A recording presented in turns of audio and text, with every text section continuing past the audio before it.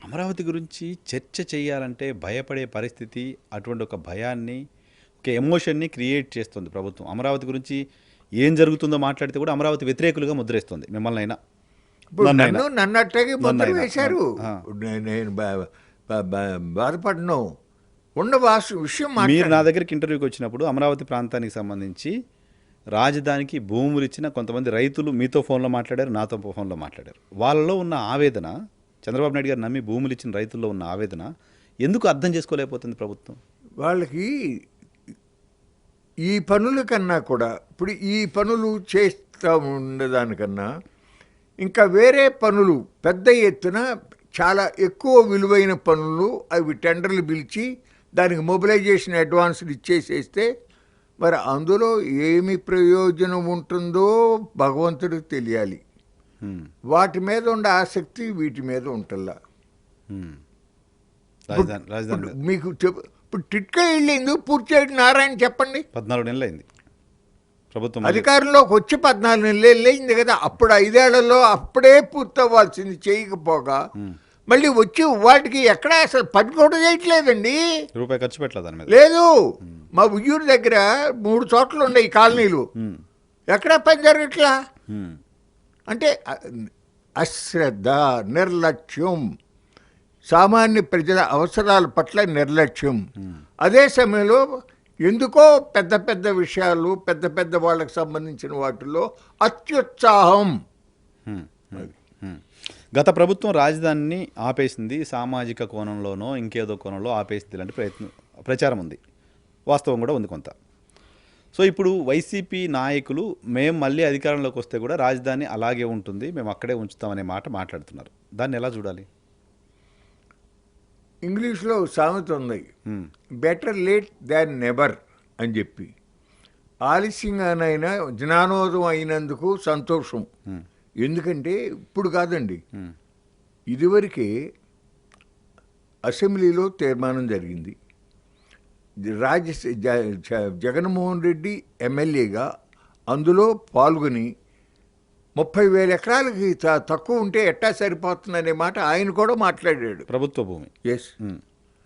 అటువంటిది అధికారంలోకి వచ్చిన తర్వాత విశాఖపట్నం అడ్మినిస్ట్రేటివ్ క్యాపిటల్, కర్నూలు న్యాయ రాజధాని, ఇక్కడేమో అసెంబ్లీ సమావేశాలు జరుగుతాయని చెప్పి అనవసరమైన గందరగోళం పెట్టాడు. నేను తొలి రోజున చెప్పా, ఇది చెల్లదు.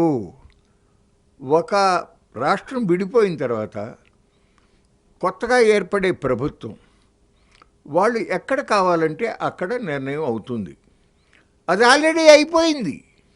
బిల్డింగులు కట్టారు, హైకోర్టు నడుస్తూ ఉంది, అసెంబ్లీ నడిచింది, అంతా జరిగిన తర్వాత ఇప్పుడు నువ్వు మార్చాలంటే మార్చడం సాధ్యపడదు అని నేను చెప్పటమే కాదు, హైకోర్టులో దావా వేశాం, సుప్రీంకోర్టు దాకా కూడా వెళ్ళాం, చివరికి కదిలిస్తానికి వీల్లేదని వాళ్ళు కూడా తీర్పిచ్చారు.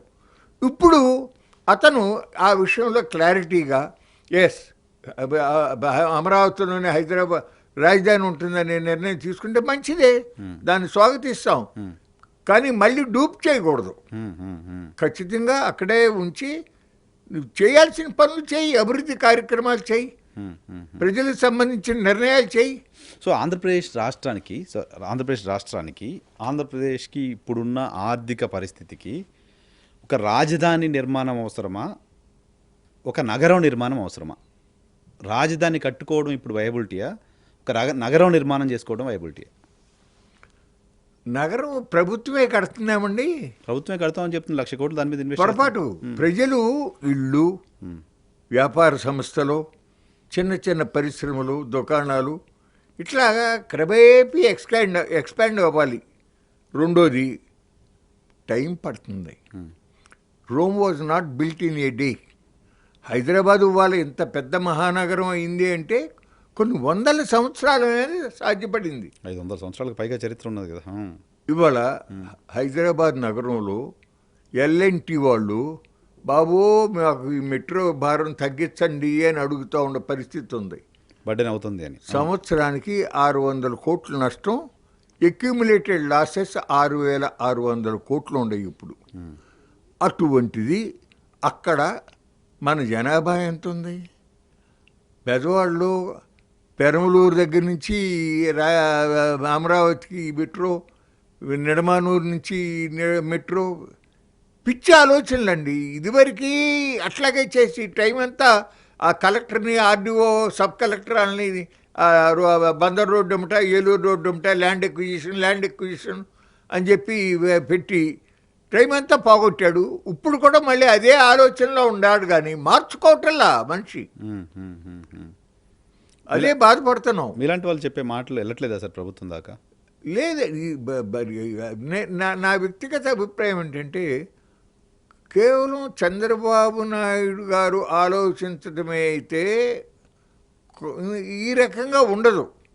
కానీ దాని వెనకమాల ఏదో బలమైన అదృశ్య శక్తి ఎవరో పనిచేస్తున్నారు అని అనిపిస్తున్నారు. చంద్రబాబు ఆ మాటని ఇతను కాదనలేకపోతున్నాడని అనిపిస్తున్నారు. చంద్రబాబు నడిపించే అదృశ్య శక్తి ఎవరుంటారు? భగవంతుడికి తెలియాలి. మీకు తెలుసు, చెప్పట్లా? చంద్రబాబు నాయుడు గారిని నడిపించే శక్తి ఉంటుందా? చంద్రబాబు నాయుడు గారే అందరినీ నడిపిస్తారు. అన్ని పార్టీల్లో ఆయన మనుషులు ఉంటారు. ఆయన చాలా ముందుగా ఆలోచించి నిర్ణయాలు తీసుకుంటారు. అన్ని చోట్ల ప్లాన్ చేస్తారు మనుషులు. ఇటువంటి ప్రచారం ఉంది. ఆయన నడిపించండి. ఇప్పుడు అది ఆయన వ్యక్తిగత విషయం అనుకోండి. ఇప్పుడు ఇక్కడ హైదరాబాద్లో ఆయన ఇల్లు ఉంది, లోగడ ఇల్లు ఉండేది ఆ జూబ్లీ హిల్స్లో. మేమందరం, నేనే కాదు, సామాన్య కార్యకర్తలు కూడా ఎందరో వస్తూ ఉండేవాళ్ళు.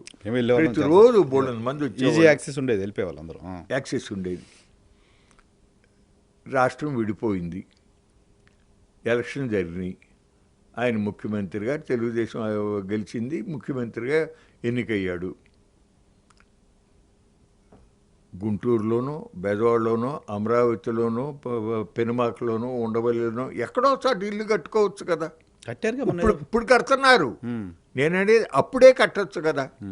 అక్కడ కట్టుకోకుండా, ముఖ్యమంత్రిగా ఉండ మనిషి అక్కడ కట్టుకోకుండా ఇక్కడ ఉండ ఇల్లు పడగొట్టేసేసి పెద్ద ఇల్లు తీసుకుని కట్టాలి, కడతా. అందుకోసం అని చెప్పి పార్క్ హయత్ హోటల్లో 3 సూట్లు సంవత్సరం పాటు దాదాపు ₹1 కోటి పైన ఖర్చు పెట్టి దాంట్లో ఉండటం జరిగినప్పుడు నాబోటాడు ఆ రోజు ఎన్టీ రామారావు గారు కారు సరిగ్గా పరిగెత్తట్లేదు, కొత్త కారు కొనాలని చెప్పి డిపార్ట్మెంట్ వాళ్ళు ప్రపోజల్ పెడితే జయప్రకాష్ నారాయణ గారిని రామారావు గారు కొత్త కారు ఎంత అవుతుంది జయప్రకాష్ గారు అని అడిగితే 5,000-4,000 అవుతుందేమోనండి అంటే, రీబోర్ చేస్తే ఎంత అవుతుంది, రిపేర్ చేస్తే ఎంత అవుతుందని అడిగాంట. 40,000-50,000 వేలు అయిపోవచ్చు అన్నానంట. అయితే రిపేరే చేయించండి, కొత్తది అవసరంలా అని చెప్పాడంట రామారావు గారు. తన సొంత రూపాయి ఎంత జాగ్రత్తగా వాడుకుంటాడో ప్రభుత్వ ధనాన్ని కూడా అంత జాగ్రత్తగా వాడిన ఎన్టీ రామారావు గారు పెట్టిన తెలుగుదేశం పార్టీ వారసులుగా ఇదేనా మనం చేయాల్సిందని ఆలోచించాలి కదండి. ఇవాళ ఎవరన్నా ఆ ఇంట్లోకి వెళ్ళగలిగిన పరిస్థితి ఉందా? నేనే కారు వేసుకున్నట్టు వెళ్దాము చూద్దామని అంటే కుదరలా. పోలీసు వాళ్ళు ఉండి నో ఎంట్రీ అన్నారు. ఇక్కడ హైదరాబాద్ ఇల్లా? ఇక్కడ మిమ్మల్ని పోనీ లేదా? రోడ్డు మామూలు బ్లాక్ చేసి ఉంటుంది, బ్యారికేడ్ ఉంది. చెప్తున్నా అంటే ఊరికి వేరే ఉద్దేశం, విమర్శ చేయటానికి కాదు, చేయాల్సిన పనులు మనం ప్రజల్లో ఏ అభిప్రాయం కలిగిస్తున్నాం అనేది ప్రధానం కదా.